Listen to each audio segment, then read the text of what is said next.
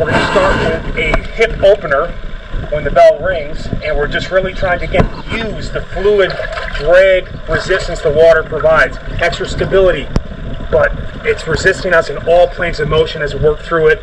Commit to this, and you don't have to necessarily do it on the interval I mentioned here, but we're going to do it for today.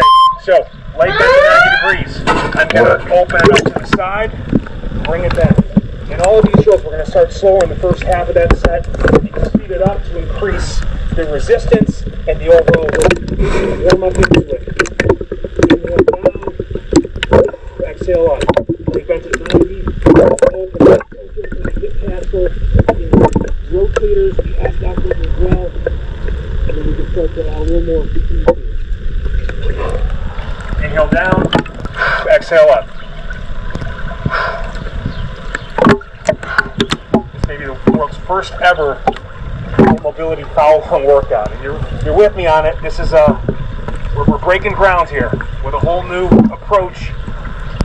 Cradle to grave exercise. All right, we're going to switch sides. So I have to be facing this the whole way. You want to use that stability and support this provides, so you can kind of change the angle, pan to the side a bit.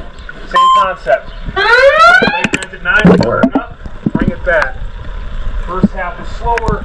The second half we can speed it up a little bit, but again, not lose control of the movement. We don't want to lose the range of motion, form, or technique. We just add the speed. Once the muscle memory is baked in, we've opened things up a bit. All these drills can be done, and we have done, completed at some point, but again, we don't get the added stability support. We also don't get that continuous fluid drag resistance. So we can have a little bit of pop to it now.